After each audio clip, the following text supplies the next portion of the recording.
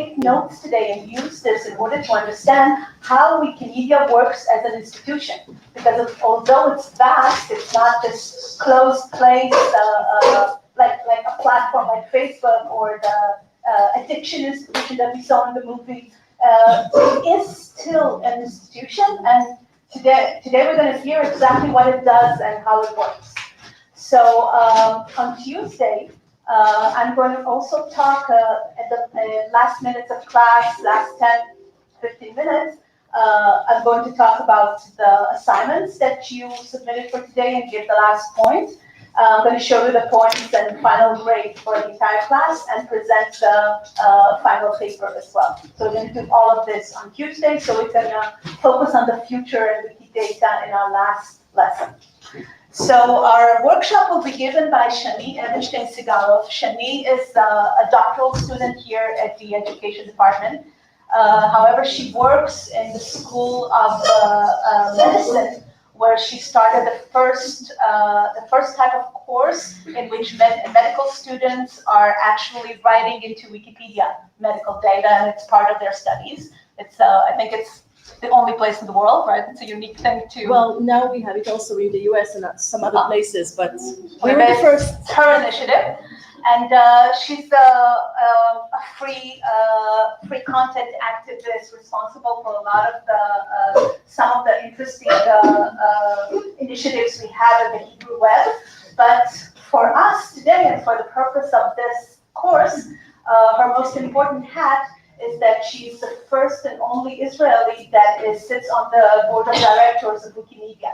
And so we actually get to hear from the horse's mouth what's going on there, what are they doing. She's one of the people that sits in that institution and is responsible for their policy. So we have a great privilege to have her with us.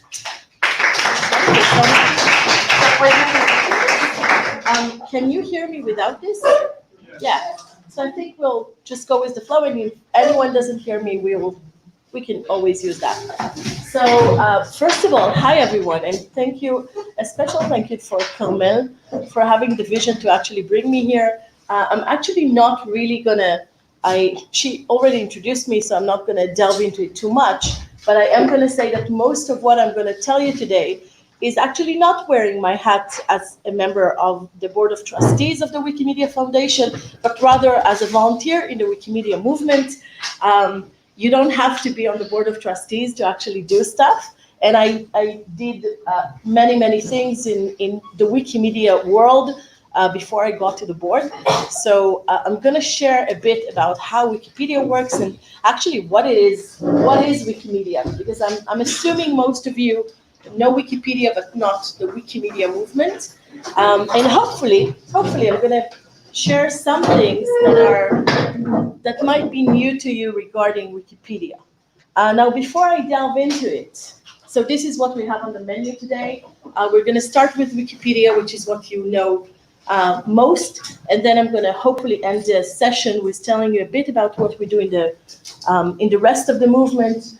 And this part actually is woven into all of it. So feel free to ask questions. We're gonna try to make it as fun and as interactive as we can. And I welcome discussion. I will stop you if it gets too much and it stops me from conveying the message that we wanted to share today, but all in all, I encourage questions. So the first part, and I usually give this talk, and I call it How to Change the World in Your Pajamas, right? Because we are all volunteers doing it from home, and you can be ones too. And I wanted to start with what's Wikipedia and how really it works. So before I start, can I see a show of hands of how many of you have used Wikipedia sometimes in the past month? Okay, how many of you have used it this past week? This past day? Do we have some addicted people who used it this last hour? Oh, yeah, you see, there are in every class. Good for you. So you all know Wikipedia from the user's perspective, but I'm really hoping that today we can a bit delve into how it really looks and how it really works behind the scenes of Wikipedia. And hopefully it's going to be interesting for you, learning a bit more about something that you've all been using so much.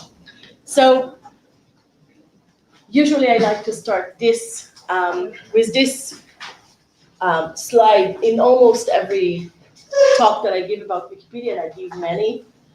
Imagine a world in which every single human can share in the sum of all human knowledge, and I'm stressing in their own language, right? This is our vision. This is what we're committed to doing in the Wikimedia world, and it's very ambitious, right?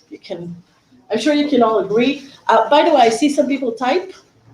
This presentation is going to be sent to you by Carmel and also the recording. So if you really can just feel free to enjoy it. You don't need to type, just saying.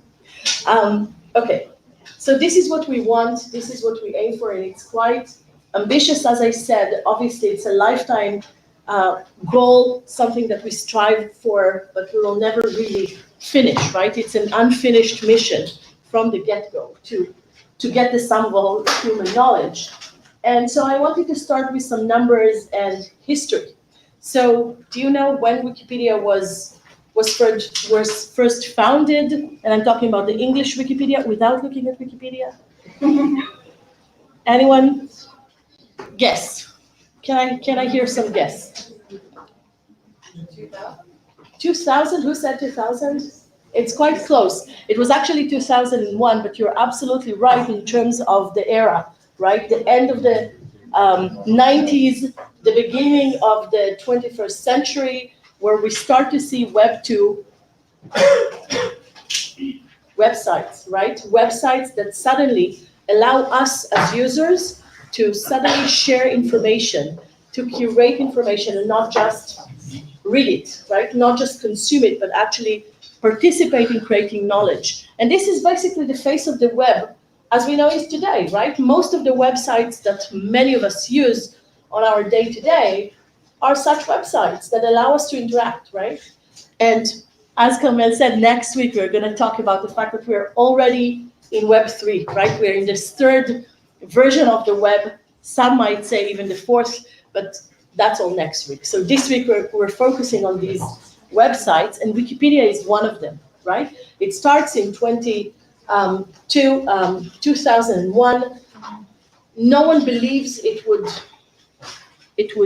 Oh, I see. It's not really clear, but the screen here is not really the black on the thing is not really clear. So sorry about that, but you'll get the presentation if you want.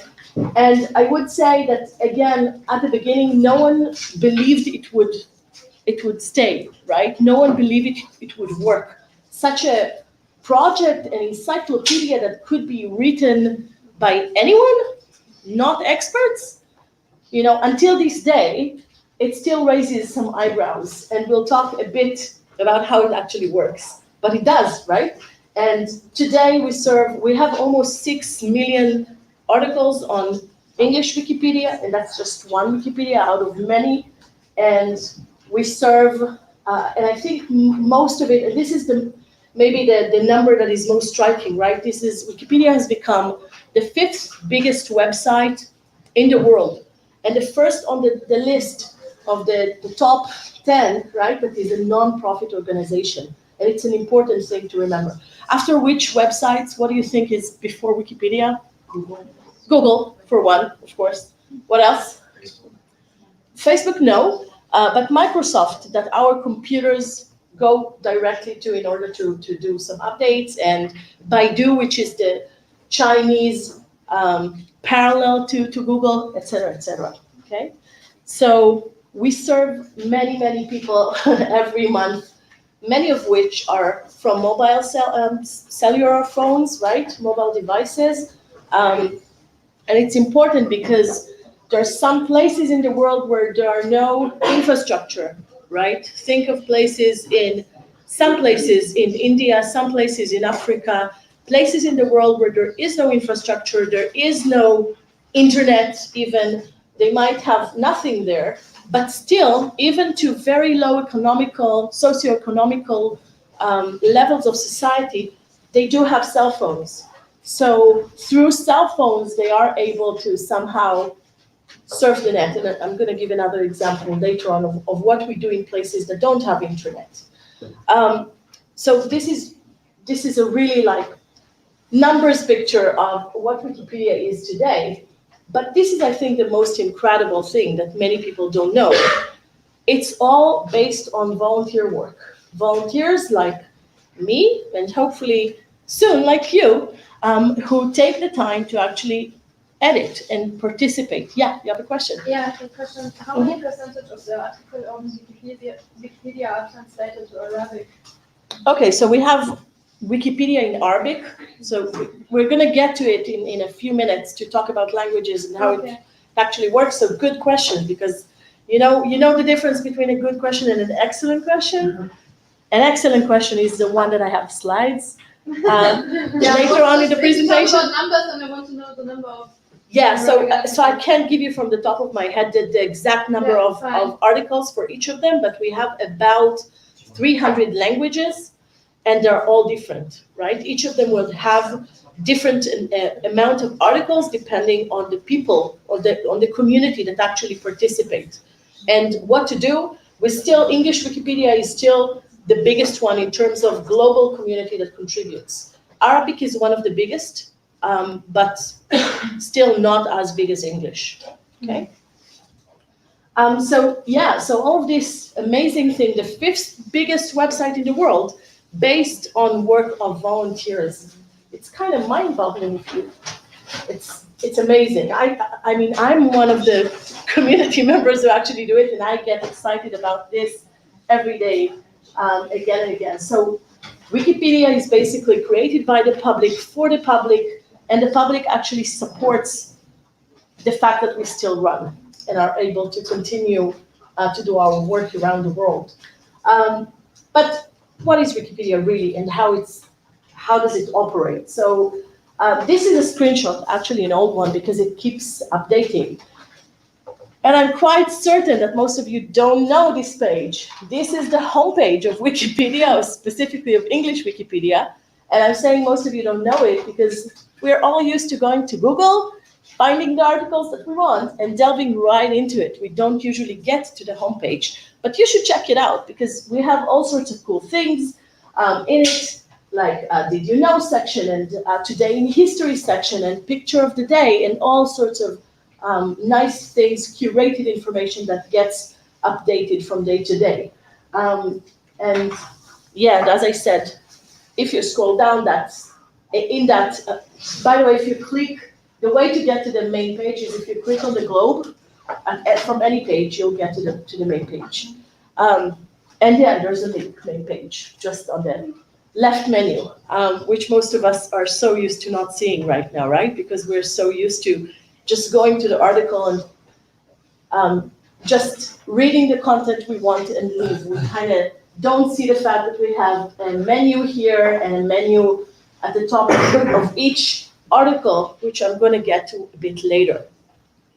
So this is how Wikipedia's main page looks like, and at the end, you can see links to all the sister projects, which again, I'm going to get to a bit later.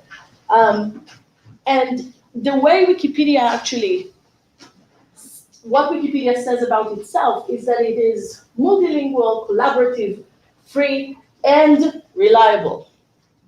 4 things, and I'm going to talk about each and every one of them because it's a good way, it's a good lens to kind of talk about what this project is through this. So we'll start with the easy thing, and here we get to your question about languages. So this is an easy thing. Wikipedia exists in about 300 languages. As I'm sure you all know, they're not similar to one another. English Wikipedia is the biggest one with 6 million articles, almost. We're very close to 6 million. And for instance, we're here in Israel, so Hebrew Wikipedia has around 250,000. So think about that, right? 6,250,000, quite a difference.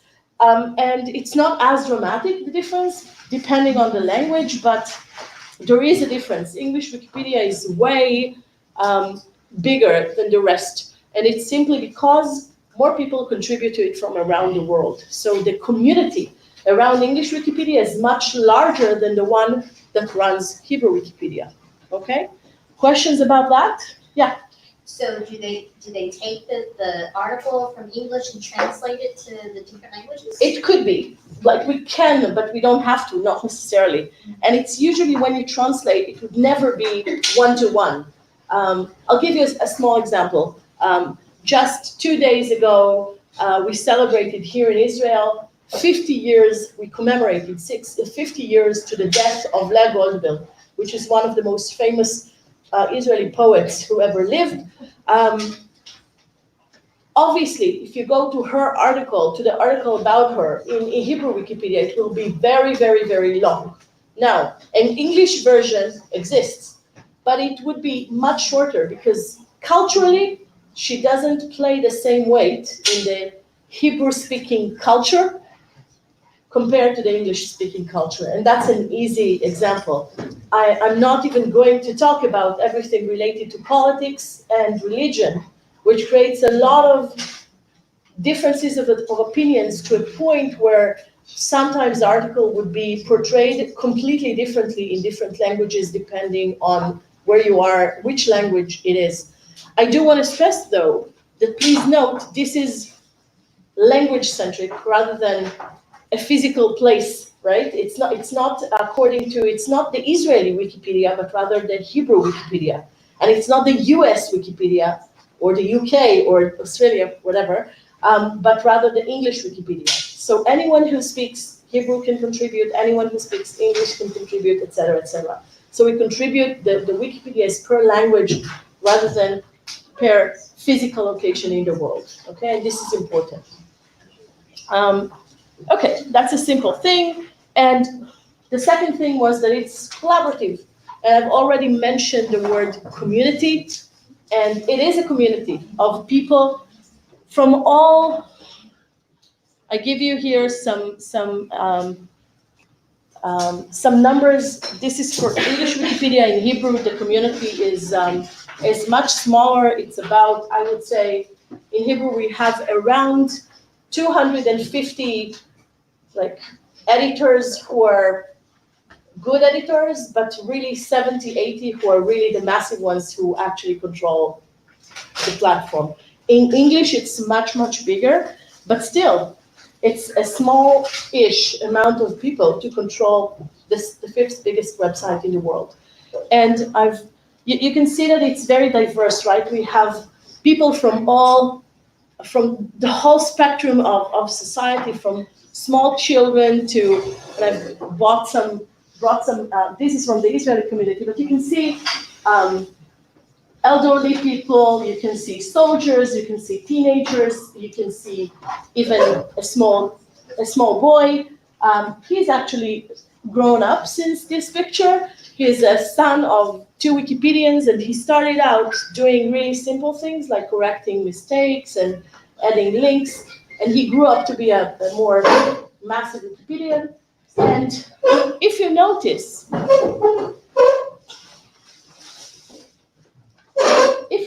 there's only one woman in the picture. Now, this is not by mistake. This is not because I don't like women, but rather because this is a good-ish impression of who writes Wikipedia. So we have a huge, huge problem in Wikipedia of a gender gap that some of you might have heard of outside of Discourse, but it's a massive issue, right? Because if we aspire to have the sum of all human knowledge, then we need all these different voices of people from all over the world. And women are at least half the population of the world, but only 10% of women write Wikipedia. The rest is men, and specifically white male in a very specific age, usually from Europe or the US, what we call the Western world, right? So this creates bias in Wikipedia, and Carmel, especially because this is a course about digital discourse, this makes a huge difference, and I'm sure you're gonna maybe talk about that, but knowing these numbers is really important in how we read the content on Wikipedia. And this is a good time to say, we always need to be, as digital citizens, we need to be critical in the way that we consume information that we meet online in any case, right? But also in Wikipedia. In Wikipedia, it's just easier to check, right? That's the idea. If the article is built correctly, then you would be able to trace back where the statements came from that you see in an article. You'll be able to check the sources if it's a good article. If not, then not. Not all articles are born perfect, right? It's a process, yes. I took a research class at the University of Kansas, Mhm. and like we were supposed to only use content that was that you could prove was words. Notable and Yeah, exactly. yeah, and reference, So, but right. basically, she didn't discourage us from using Wikipedia, but she always encourages like go to Wikipedia for basic check. information, but track all the sources Yes. and look through all the sources like. Yeah. Like you have to go through a author, a date, and everything. Totally. Think of Wikipedia like a first step of entering a world of knowledge, right? It's supposed to help you. Someone did some curation work to already collect some notable sources, some good sources, hopefully high quality sources, to kind of help you get a first impression of whatever it is that you're looking for. But it's not supposed to be instead of doing a deeper research about the topic, right? But it's supposed to help you get to some resources that someone already curated for you if you're doing that type of research. So it's a first stop to learning about any subject, but it doesn't replace deeper learning that needs to happen around any topic, right?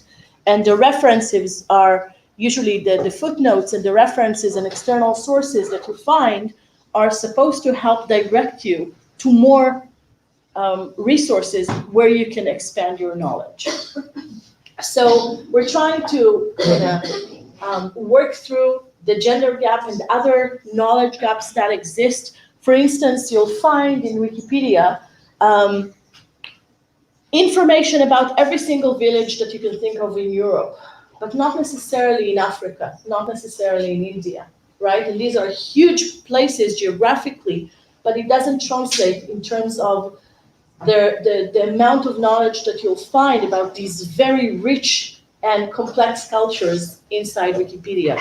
So always with a grain of salt, always with a critical eye, take a look at this. And I'm mentioning this not only because I have a feminist agenda. It's not at all about that. It is about understanding that the fact that specific parts of society do not interact or do not write the encyclopedia means that the content that you read is in a way skewed. It's biased, and you need to be aware of it when you consume Wikipedia. It actually affects the type of articles that you might find there.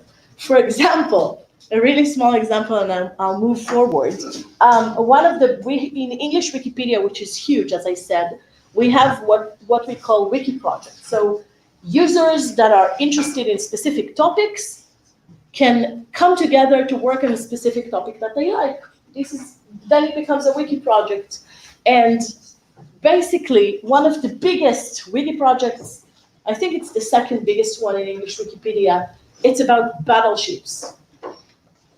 You can find every single battleship with all nuances that you can think relating to battleships are highly covered in English Wikipedia. Why? Because we have enough users that are interested in the topic and are pushing that agenda. But we might not have enough about, notable women in history, right? If you look at biographies in Wikipedia, a much smaller percentage is about notable women in history rather than biographies on men. So the bias exists. And this is why I'm happy actually to see so many ladies sitting in the audience, because, and of course, we're not against men in any way or form. We need you too. But the participation of women is something specifically that we encourage, just as we encourage people from Africa, indigenous people, people from India to participate more in order to help cover more of that information that is basically missing. Okay, so this is the community, and yeah, it's an also offline community. I just wanted to note that we have all sorts of conferences, and we meet and we do special trips together where we take pictures of historic buildings, and then we write Wikipedia articles together about them. So we have all sorts of activities as a physical community, although some people we only know online. And this is how I joined. This is Wikimania is a conference that we have every year. It's a conference for Wikipedians from all over the world coming together for 3 days. Every year it's in a different place in the world. We just returned from Stockholm. Next year, in 2020, we're going to be in, where are we going to be? I think we're going to be in Thailand, I think. But in 2011, we were here in Israel, and this is when I joined the community. A good friend of mine who was a Wikipedian told me, hey, I think you need to come to this conference. I came, I heard some lectures about Wiki in education and GlamWiki, which I'm going to tell you a bit more about later on. And that was it, I was hooked. When the conference ended, I was already editing. I was already part of Wikimedia Israel, which is the nonprofit that supports Hebrew Wikipedia, et cetera, and I started to run collaborations. The first one was with the Israel Museum. And again, I'm going to tell you a bit about it later on. So that's the community. And oh yeah, and it got to a place where students are also becoming a big part of our community. These are my Wikimed students that Carmel told you about. This is the first Wikipedia elective course that was opened at Tel Aviv University in the world. Another elective opened similarly at almost the same time in the US. We didn't know about each other. We kind of discovered it later on. They're two very different electives, but still we have been collaborating with educational institutions for a long time. Lecturers are giving their students assignments in Wikipedia, in writing Wikipedia, but it's usually a small assignment. It doesn't have to be the whole course. So this is an actual course dedicated specifically to Wikipedia, and 2013 was the year when it started.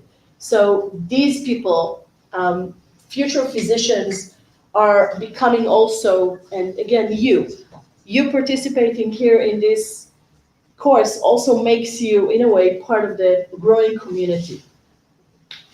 I want to talk about the third thing now, which is free, right? Do you remember that I said multilingual, and then I said collaborative, free, and notable. So we're in the third one, which is free. Let's talk about freedom. And what does free mean? So free, if you think about it, it has two different meanings, right? First, that it doesn't cost money, right? That's one example of translating free. And also free in terms of not, you can cite it freely, right? It is limited by a CC license, which is a sentence that at this point, I'm assuming most of you don't understand. We're going to talk about it in a second, about what CC licenses are.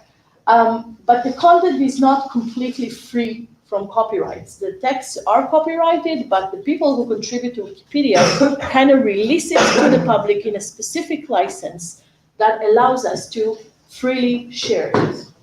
And it is not free in the sense that everyone can do whatever they want. Yes, there's an edit button, and yes, it's available to everyone. But you kind of need to know what you're doing.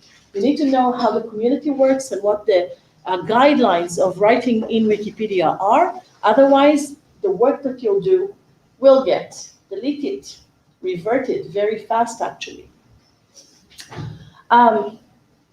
So I want to talk about, this is usually a heavier section of the presentation, but I think it is super important because no one talks about copyrights, right? And I think as digital citizens, you need to know it. So I'm going to try to do it very simply by a few examples, right? And I'm going to need your help to do it. So what do you see here? Sorry? A fake Eiffel Tower. Well, not fake, but a replica of the Eiffel Tower, a smaller version that is somewhere in Japan. And let's say that I go to Japan, okay, and I take this picture. Can I then use it in a book that I write about whatever? So in parentheses, make a commercial use of it. Because I'll say a sentence before. When it comes to copyrights, usually the issue becomes dramatic when commercial use is when we're talking about commercial use. If you're using the information just personally or for educational purposes, it's different than if you're trying to do commercial use. So understanding copyrights is actually important for you to know how to handle materials that you find online. So I'm going back to my question. I go to Japan, I see this replica, I take the picture, which means according to the law that I'm the copyright holder of this picture. Can I publish this picture in a book that I'm writing and, have people pay for it? What do you say? Who thinks yes? Who thinks I can do it? Okay. Who thinks I can't do it? What about the rest of you? No opinions? Not sure. Not sure. Okay. I'm going to skip to another one, okay? What's this? What do you see here? This is the actual Eiffel, right? Let's say that I'm, what's your name? Me? Yeah? Roxanne. Roxanne is, you're being transported to Paris to a romantic vacation with your partner. Fun. Yeah. You go to the Champs-Élysées, you see the Eiffel Tower in the evening, so romantic. You take this beautiful picture of the Eiffel Towers lit, and then you go back to Israel. Obviously, you took the picture, so the copyright is yours. Can you use this in a book that you are publishing? You're saying yes. Who else thinks yes? Who thinks no? Why do you think no? I'm going to assume that there are certain copyright laws that would prevent the use of certain key historical items, paintings, buildings, architecture, etc., that would prevent anyone from taking any picture. Otherwise, for example, you could take a picture of the Mona Lisa and use that in your book, for instance. So I'll give you a hint, all of you. And the hint goes like this. In most countries, not all of them, but in most countries, copyright laws say that the piece, whatever the artifact is copyrighted for 70 years. So we need to wait 70 years since the death of the person who created it for it to become public domain. So for us to be able to use without any problem. And the hint is that Monsieur Eiffel, the person whose this beautiful tower is named after, died over 70 years ago. So the tower is in the public domain. What do you say now? Wait, so if I took a picture of the Trump Tower, Mm-hmm. then it will be not in the public domain yet? Well, not necessarily, because what you're asking is actually more complicated, and this is basic, and thank you for the question. There is no easy answer, and you're not going to be copyright experts from this little experiment. My goal is for you to be aware that it exists and to know some things that I will show you that are critical to know, I think. So I'm going to put your question on hold because it touches on something that we call freedom of panorama, the ability to take pictures of what we see in the public sphere. In some countries, and I'll say again in parentheses, in some places in the world, you are allowed to take pictures of buildings, of monuments that you see in public areas. In some countries, you can't. So one of the issues that makes copyright so complicated is the fact that we have different rules for different countries, okay? Especially when it comes to freedom of panorama. So now that you know all of these, I gave you a few hints. They might be confusing hints, but still, I gave you some hints. What do you think? Remind me the name again? Roxanne. Can Roxanne use the picture that she took in Paris during her romantic vacation in a book that she's going to publish? Yes. Everyone thinks yes? Is there still someone who thinks no? You do? I do. I think she can't. And in fact, I know she can't. And you too, you think, like me, he's suspicious, I can tell. And you're right to be suspicious, but you didn't know exactly why, but you kind of figure out there's going to be something, right? So the something is the lights. Oh my gosh, right? According to the French law, the lights on top of the Eiffel Tower are an artistic exhibition of itself, which means there are copyrights on the light fixture rather than on the Eiffel Tower. So if Roxanne would go to France and take a picture of the Eiffel Tower during the day without the lights, then yes, the tower is in the public domain, it's her pictures, she can do whatever she wants, including publish it in a book that she is publishing. Hopefully in the future, Roxanne, we're all rooting for you with that book. But not at night. She will have to take permission from the French authorities of the city of Paris to make sure that she is able or pay something to them in order to use it. Now, what about this? Let's say that now she's at the hotel. Roxanne, I'm fixed at you. Yeah, I love her. Yes, so we're going with the flow. So Roxanne is now looking from her window in the hotel where she's staying, and she sees this beautiful panoramic view of Paris, and boom, she takes a picture. You can see the Eiffel Tower lit. Can she use that picture, yes or no, in the book that she's publishing? Yes. Why yes? Yeah? Because in this picture, the Eiffel Tower is just like an accompanying element of the picture. What's her name? Esther. Esther is absolutely right. Because the Eiffel Tower, although it's lit, it's a very small section of a bigger picture, then it's not on purpose, right? She didn't purposefully, it was part of the scene, of a bigger scene, right? So that would be okay. The previous one would be no, yes. So like obviously a lot of people travel everywhere and they take pictures anonymous. Like how well is that actually regulated? So it is regulated. And like what are the punishments or? So this is what I started with. It's actually regulated in every single country where you travel. It will have different rules, and it would the thing that matters is what type of use you make of it, and it comes critical when it's commercial use.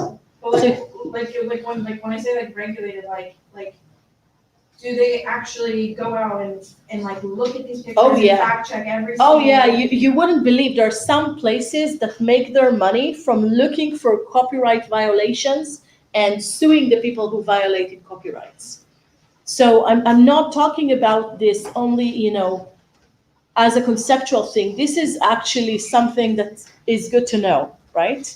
And so as long as you're using the pictures, or it could be anything, right? It could be music. It doesn't have to be pictures. Pictures is just one example I could use here, but any artistic creation, as long as you do a personal use of it, it could be a poem by someone that's not already in the public domain. If you're using it for personal uses, for educational uses, usually it would be okay. The problem would start when you use it and you try to make money out of it. Then people can sue you if you don't know what you're doing, if you didn't get permission to do it, or if it's not allowed. So why doesn't Wikipedia have you have to submit something first and then, or why do they put that risk out there for people? but Wikipedia doesn't. That's the whole thing. Let me go back to why it's actually relevant to Wikipedia. And I think everything will make sense in a few minutes. A question before that? Not a question, Yeah? just a supposition. I believe Wikipedia is a platform or a publisher, therefore it is not liable for the content performed. But it is liable, and we take copyrights very, very, very seriously, which is why I wanted you to be aware of it. But I do want to show you a bit more stuff about how we actually regulate it, so you're aware of it and you can see it online in other places as well. So if anything, you'll know this coming out of this lecture. So I wanted to show you this. This axis has 2 points that you actually know. Everyone knows this sign, right? The copyright sign, which means that a piece, whatever it is, it could be a book, a poem, a musical piece, whatever, is copyrighted. It's still copyrighted. The copyrights belong to the person who created this piece. On the other hand, PD, public domain, right? That means that the copyrights are gone. There are no copyrights anymore. It could be 70 years after someone already passed, or there could be other cases, but usually that's what it means. It means that the copyright period has ended and the piece is now in the public domain. So whoever talked about the Mona Lisa, yes, it's in the public domain. So you should be able to take a picture of it and do whatever you want with it, okay? But in between these two, what's the word that I'm looking for? Extreme spectrum? Yeah, in between these two extremes, there's something that I called here CC. This means, CC is a short for Creative Commons, and Creative Commons, I want to talk about a bit about what it means, what it is, and why it's useful for us. So in between these two extremes, the material is still copyrighted, but we can tell the people who take our pieces and tell them exactly what we permit them or what we don't permit them to do. And what I want you to be aware of is Creative Commons is an organization which was founded the same year where Wikipedia was. When was it? Just to see if you're listening from the beginning of the, yay, 2001. And it's an initiative by lawyers.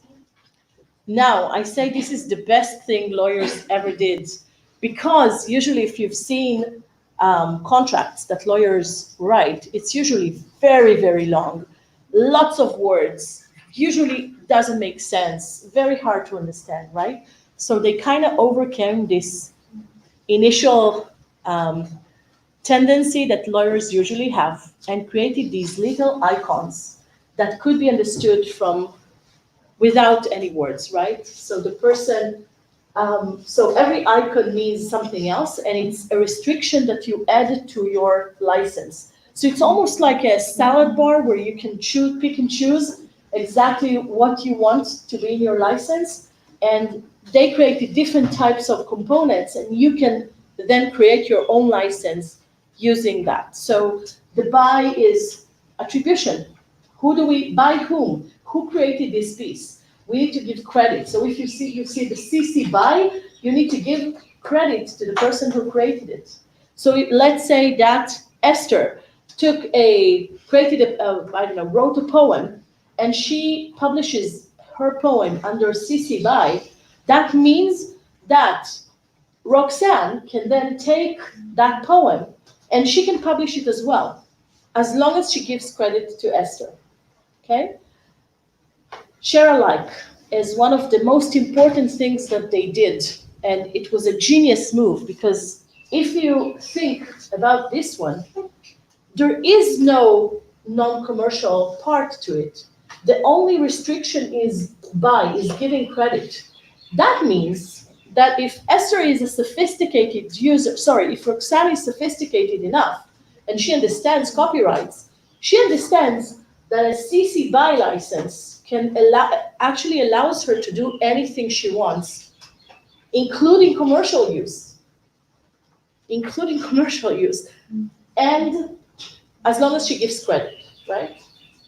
That means she can actually take Esther's poem, who published it, freely and lovingly to the public. She wanted it to be free, but then Roxanne can take it and change the license and continue to share the same poem under a CC by NC, non-commercial. That means that suddenly anyone who wants to use that poem will have to pay Roxanne.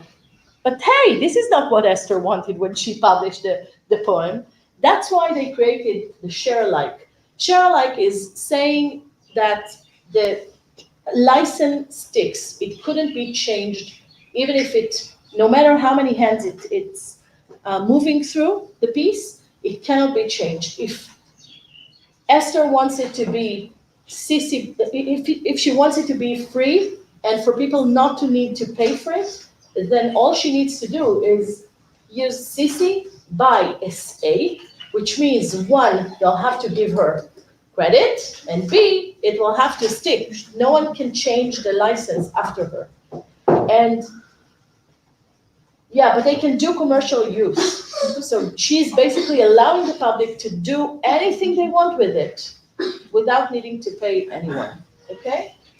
We have a few more, and basically when Creative Commons came out with these, and of course there are lengthy contracts behind these licenses, but you can see that you can put something like that in this is a license, so they already have 6 licenses ready that you can pick and choose from, or you can create your own.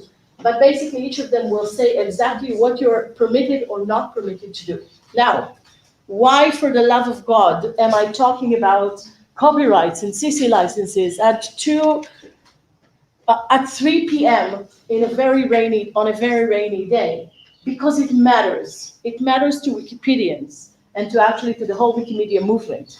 And CC by SA, which I actually talked about just now, is the license we use in Wikipedia. In fact, whenever you contribute to Wikipedia, you agree to release the material that you wrote to the public under this license, which means anyone can do whatever they want with the content they find on Wikipedia, but they need to give credit and they need to release it with the same license, right? So suddenly no one can duplicate our site, which many sites do. They duplicate the content of Wikipedia under their own name. That's fine, but they cannot now start to charge money for it, okay? Because it's against the basic license that the project runs for. It does include, because there is no NC, non-commercial, right? There is no restriction. So everything any component that you add is kind of like a restriction that you give to your license, right? So there is no restriction for only non-commercial use, which means we know that some people will take the content and actually make a profit out of it, and that's fine according to us, because we want to allow. Take a look at this graph when you have some more time, but this shows the different types of licenses and the ability to actually do something.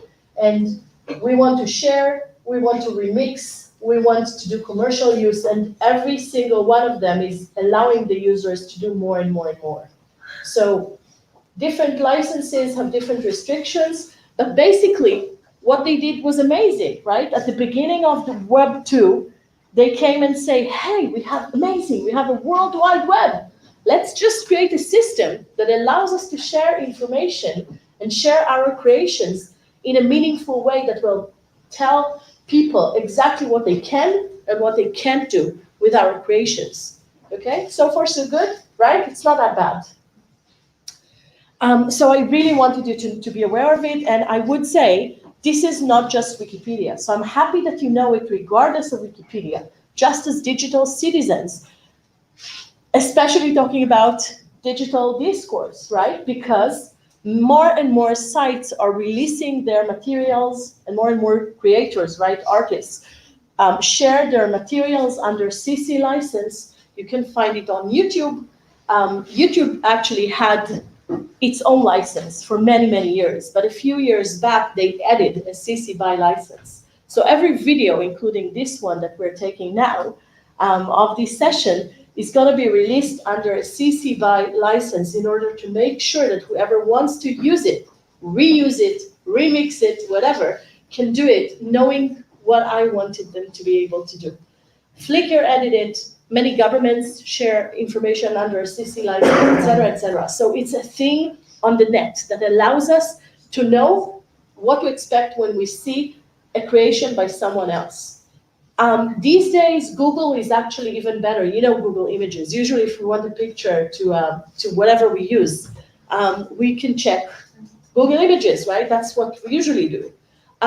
They now added an advanced feature that allow you to look for only pictures that you know the copyright state of, right? Now, if you see a picture online and it doesn't have anything, it doesn't say anything, do you assume that it has copyrights or do you assume that it's free? I'm bringing you back here. I assume it has copyright if you just see a picture. Yeah, and this is, what's your name? Adam. Adam is absolutely right. Always, always, always, whatever you find online, assume that it's copyrighted, even if it's not written. The thing about Wikimedia project is we actually tell you the exact license because we care about it enough to put every picture that you see will have actually details of the picture of what the copyright status is. Usually it would either be a CC BY SA picture or a PD, something that is already in the public domain, usually, okay, in most cases. So far, so good? Okay, so we know something about copyrights. And now you can understand why we will never, ever, ever do copy-paste from Wikipedia, because it's a violation from, not from Wikipedia, from other sources into Wikipedia, because it would be a violation of copyrights, right? And we will always want to give credit and to hold copyrights. It's very important. Okay, so now after the heavy part, just a trivia question to see if you're still alive, right? So in which month does the spaghetti harvest take place in Switzerland? That is my question to you. It's a very serious question, I know. What do you say? Which month? Guess. Guesses. September. September. What else did I hear? June? Any other guess? March. What? September 10th at 4 p.m.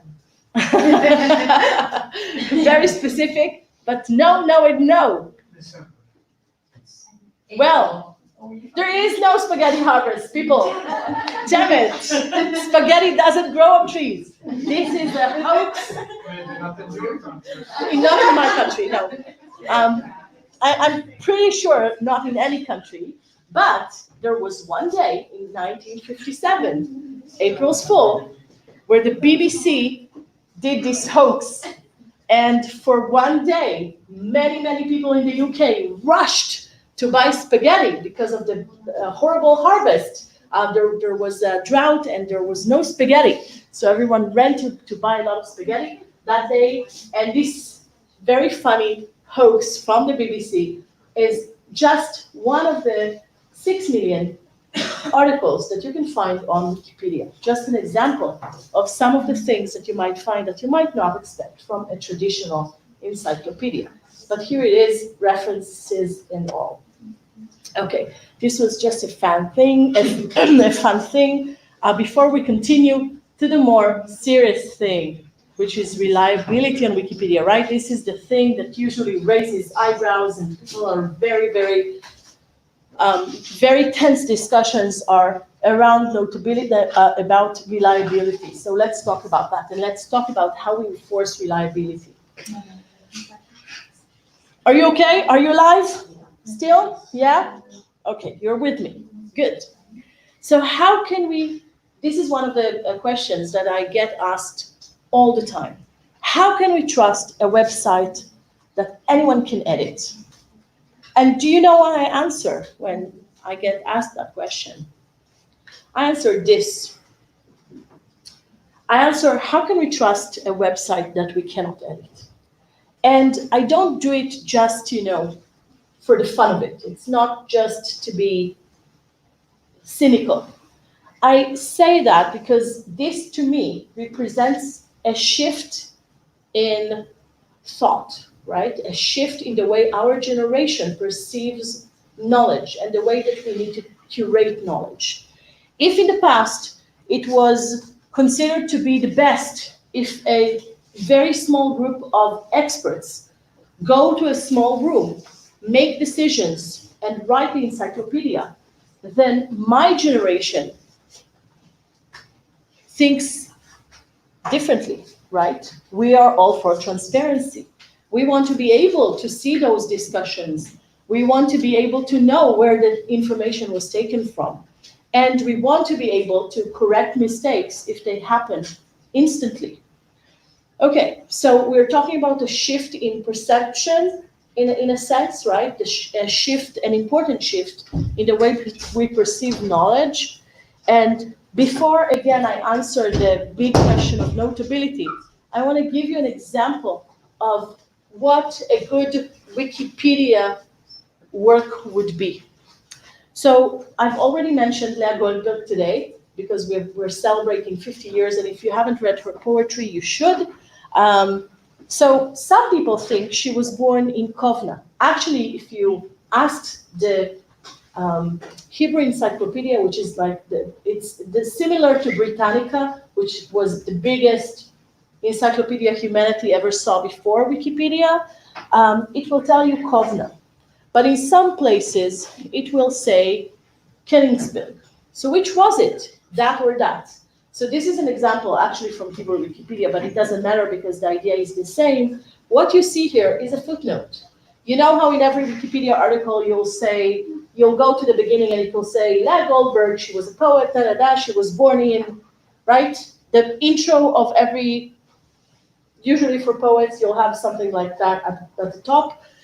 And in Hebrew, we will have a small footnote on the place of her birth, and it will tell the story here that Wikipedians found, right? That there are actually two different sources of her own that she herself wrote. Some of them relating to Kovna, some of them relating to Königsberg.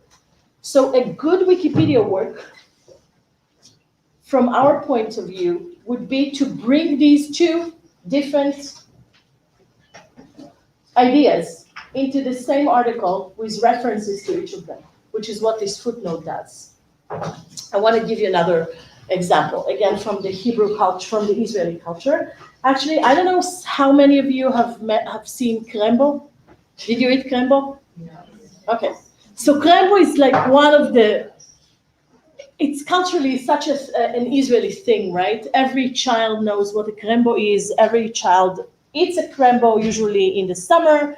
And wouldn't you know, if you go to the Hebrew version of the article on krembo, you will see a section about the krembo in, איך נגיד ההלכה?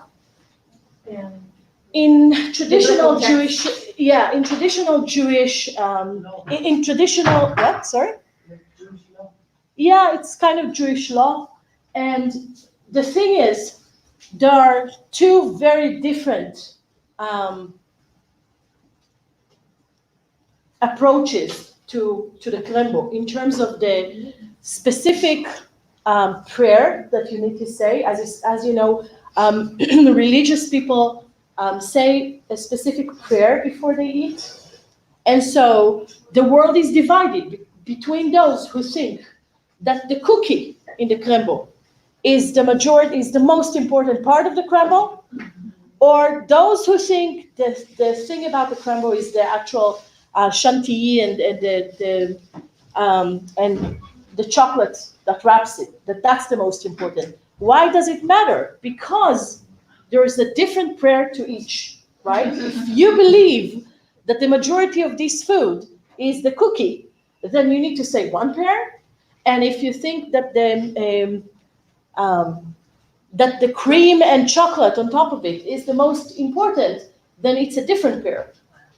So a good Wikipedia article would show me both of them, which is what it does here, with giving me references to each. And of course, I've given some small and funny examples, but this would go to everything again, serious relating to politics or religion that people may have different opinions on.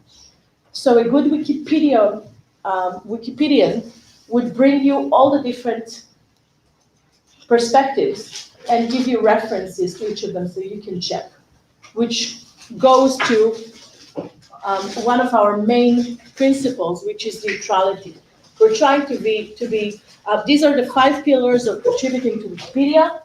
One of them is neutrality, neutral point of view, and we really try that whatever we say would be in a neutral language. So even if I think that Leah Goldberg is the most important or most prolific or amazing poet Israel ever had, I will not write it in her Wikipedia article, right? I will have to report the facts, and I might be able to cite some literary critics who say that she's amazing, right? But I will not be able to write it myself, and I will need to bring the references. So this is just an example to why neutrality is important.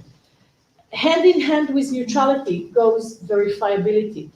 My ability to verify what's written in the encyclopedia. And again, a good article would be an article that is well referenced, that every sentence or every paragraph that you read, you know where it came from. You know what the writer, which reference book, which book or article or which source this was drawn from. So you can check for yourself. A few more things, no original research. So if Adam is now doing a groundbreaking research on, I don't know, whatever interests you, and will Wikipedia be the place for him to publish his work? No. Okay, he will have to find some journal in his discipline, publish it, and only then it could be referenced into Wikipedia. So no original research.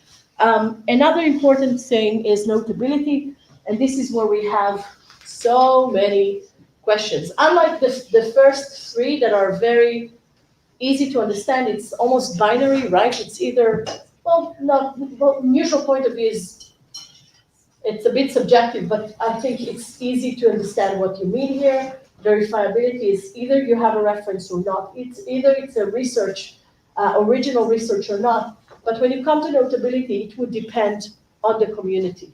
In many ways, the people who are there are the ones to determine if something is notable or not. For some things, the community already have guidelines. So for instance, in Hebrew Wikipedia, every poet that published 2 books there will be enough notable to be on Wikipedia. Every professor at university probably got there after doing a lot of research that is meaningful in their own field.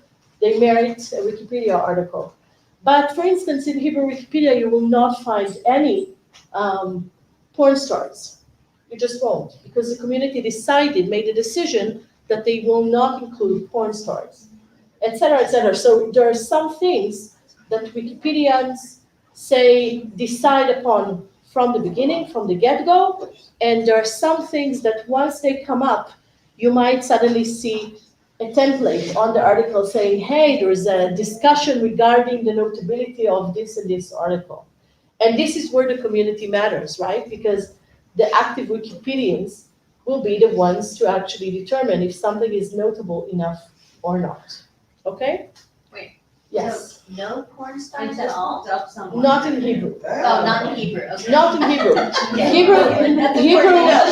Yes, not in Hebrew. Also, not in Hebrew, every single character in Harry Potter will not be. They're only the main ones. In English Wikipedia, yes. Okay, so it really depends. What I'm trying to say is, although there are some guide rules that guide us all, regardless of the language that we write in, notability is a thing for each language community to determine by itself, okay? And it really differs from language to language in terms of what goes in and what goes out. Yeah. I found one in Hebrew.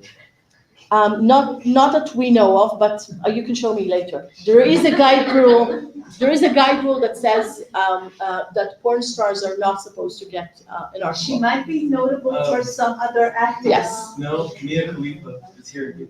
I'll check. She's also an actress. Isn't she somewhat of an actress? I don't know. I don't know her, but where would that be? All that information would be in the discussion page, in the top page of that articles, which you're all welcome to look at.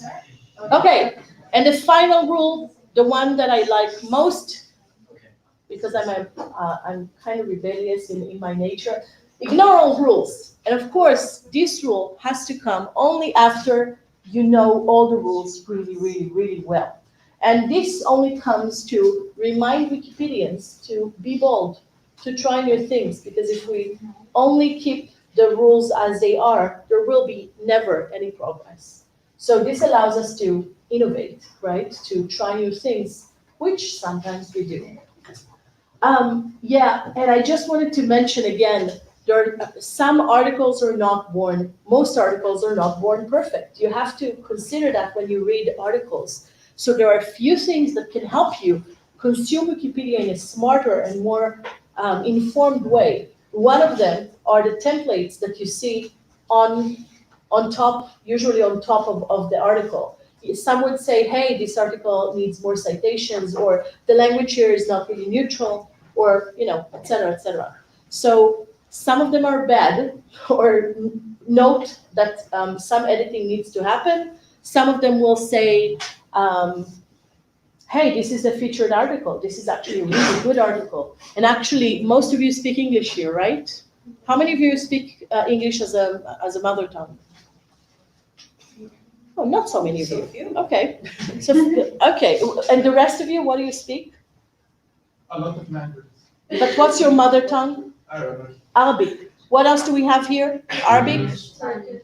Turkish. Yay, we just got Turkey back. Yes. Yes.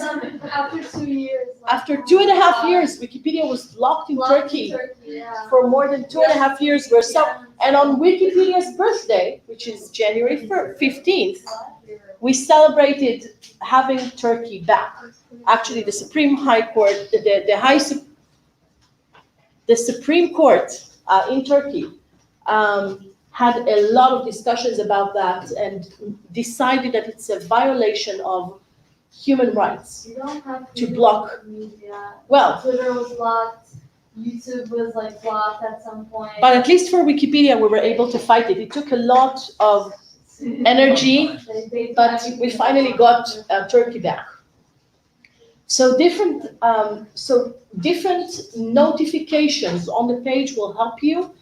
Obviously, if you see an article that is very well referenced, and there are a lot of external resources at the bottom, it helps you to know that someone did some work here, and actually specifically in English Wikipedia, there's a rating system for articles. So the top page will also show you, usually, not for all articles, but for many of them, there's a rating system, and Wikipedia judge whether or not this is a C-level article, B-level article, A-level, or featured, or if it's a start, it's just a stub, which is a very short article at the very beginning. So just remember, the articles are not born perfect, right? You might find the article in different stages, and it will change the next time that you come by it. And it's all, of course, based on this idea that you all know, the wisdom of the crowd, the idea that the more eyes, the more people, the more eyes see, read an article, and participate in its curation, means that the article would end up being more balanced, more neutral, and more reliable, which also research also shows. So this is what we want. We want more people to participate. And does it work? What does the research say? So the research shows there was a really big research that Nature, everyone knows Nature?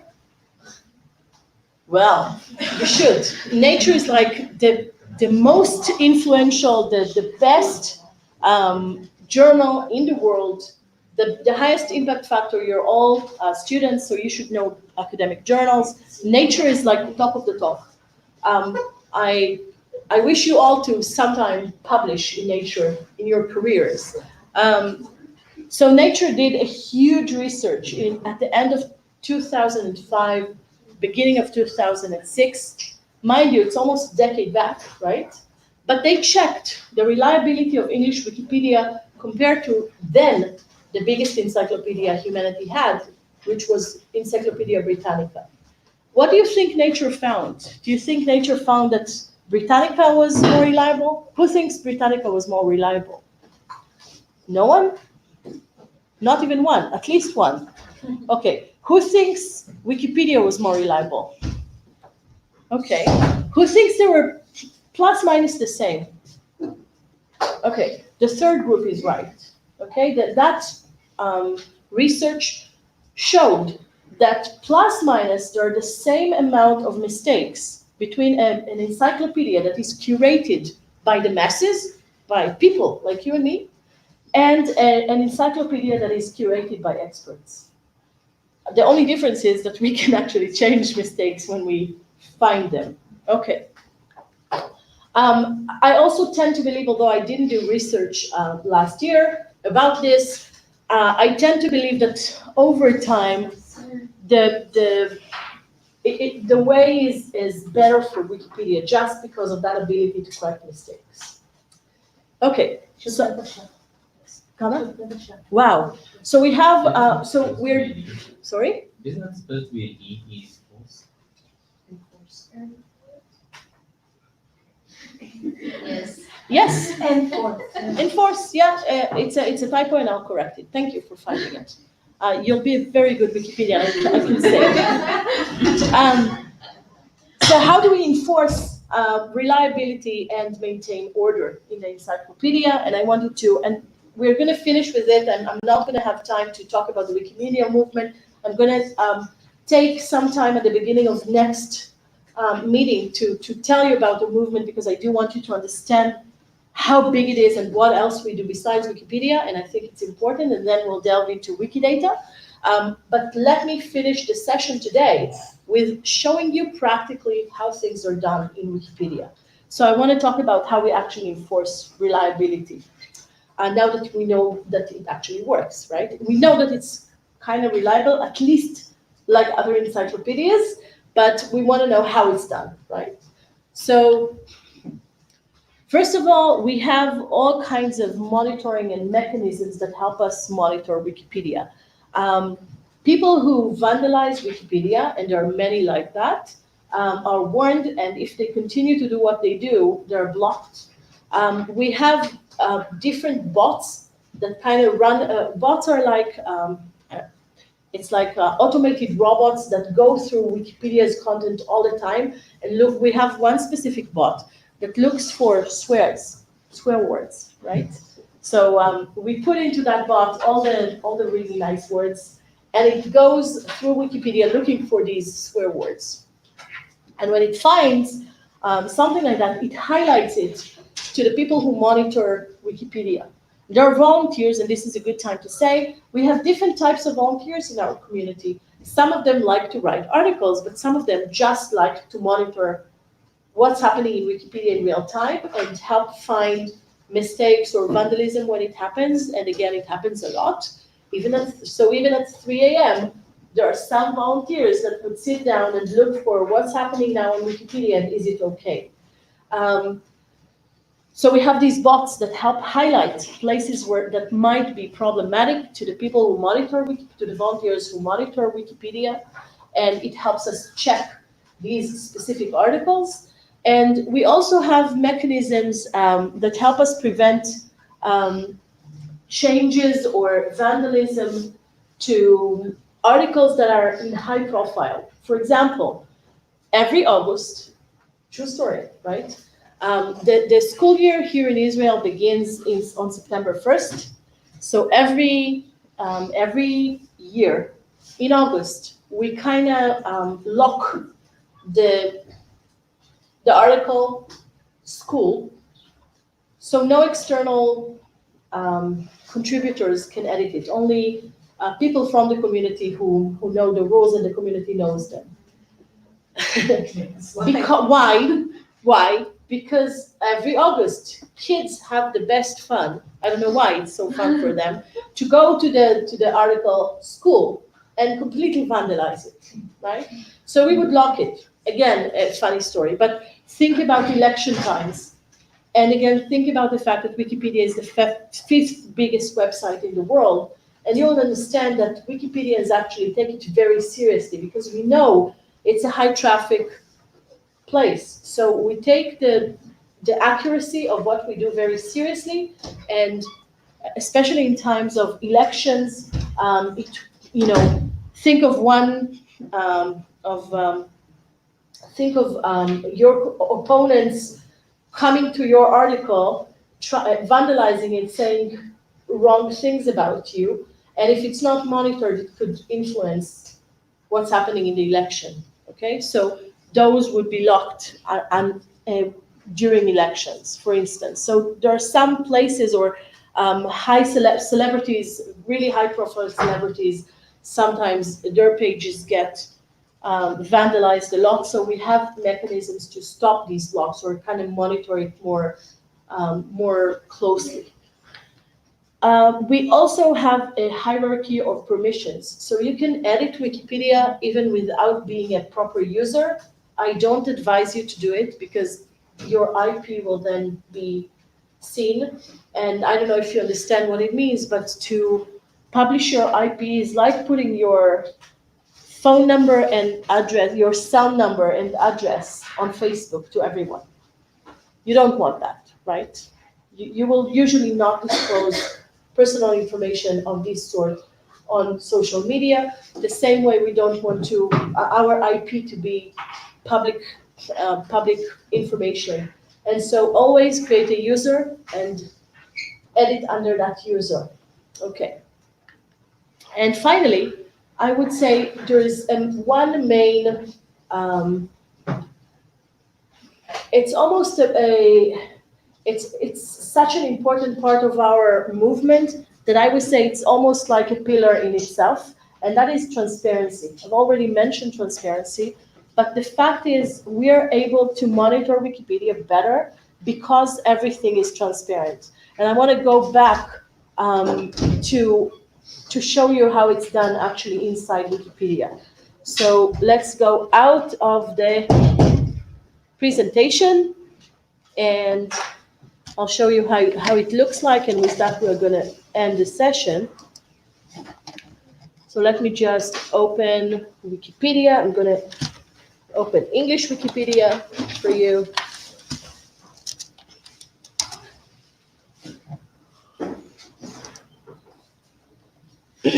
And this is the main page of English Wikipedia today. You can see we have 5,997,000 articles, so very close to 6 million.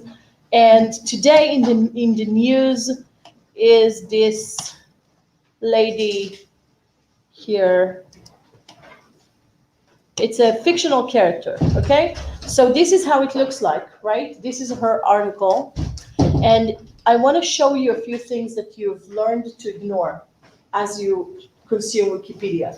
Like that donate page. Like that donate button, which thankfully not everyone ignore, otherwise we wouldn't be alive. This is actually what's keeping us alive, just to tell you. But I'm talking more about the left menu and the top menu here. So there are actually 3 menus, one here that is not working. The top menu is for the users. So once you log in, there are some things that you'll do using this user menu. But these 2 I want to talk about. So I'm going to talk first about the fact that every article you see, it's like a coin with 2 sides. It has a top page. And the top page will tell you a lot about the article, unless it's red. If it's red, what does it mean? No, that it doesn't exist, that no one opened the top page, that nothing was said in the top page of the article. But usually it will tell you any discussion, anything related to writing the article would be there. If someone has a question about something about the article, they can put it there. If something is not right, you can say it there in the top page. If there's a decision being made about the article, it will be in the top page. So here you can see what you can actually, going through top pages of articles is something that I highly recommend. It's fascinating in itself. Now that you go to Wikipedia articles, always click on the top page as well to see what happened there, okay? So this is one place that usually the public, although they know Wikipedia very well, most of them don't know that it exists. So look at top pages. But one of the things that really, really help us monitor Wikipedia is this.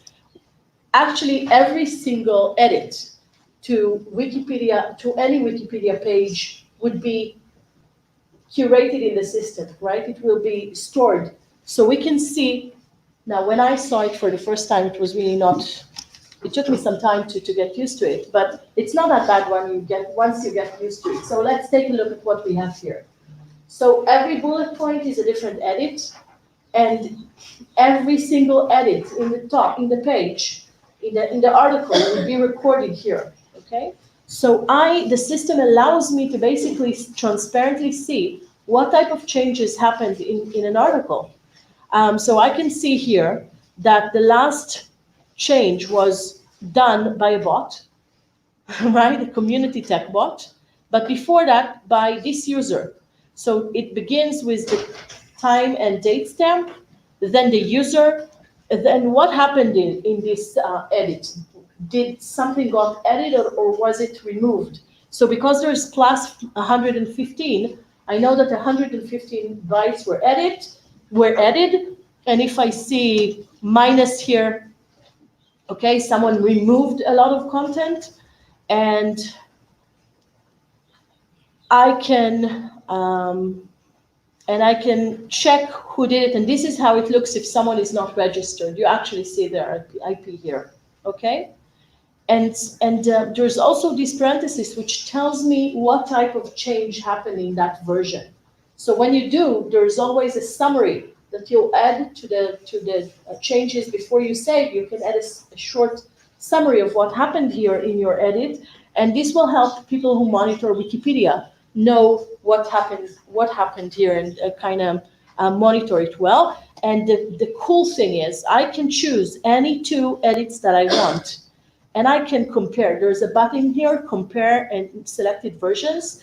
And when I click on it, it will actually show me side by side what happened, what changed. So I can see here, because I did it not for the, I went to the changes in the top page and not in the article itself. So let's see it in the article. So I will check this and say, oh, perfect. Okay. So we see here a mobile edit, and a few minutes after someone, what did they do? They brought it back to the last version before that edit. So I'm assuming this was a vandalism edit. We can take a look.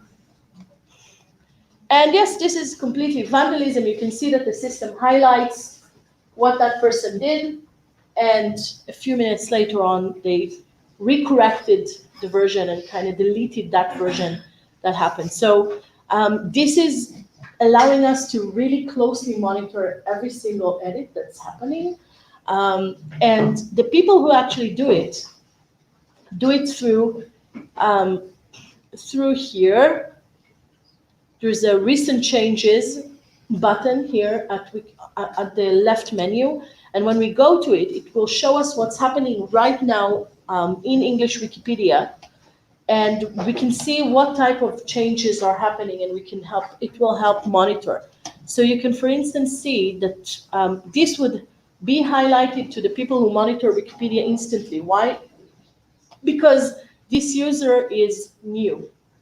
How do I know she's new? This Anya Queens, because she's red. So she doesn't know that even users at Wikipedia have their own page, and we tend to introduce ourselves to the community in our user page.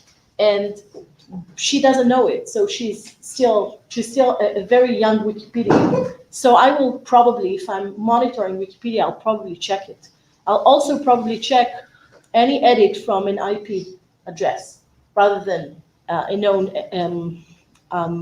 user of the community. And no, I don't have anything here highlighted by a bot. I wanted to show you how it looks like, but if a bot finds a violation, it will simply highlight it in red. So this is all here in the platform, and note that I didn't sign up. I didn't log in into the system. I can see transparently at any point.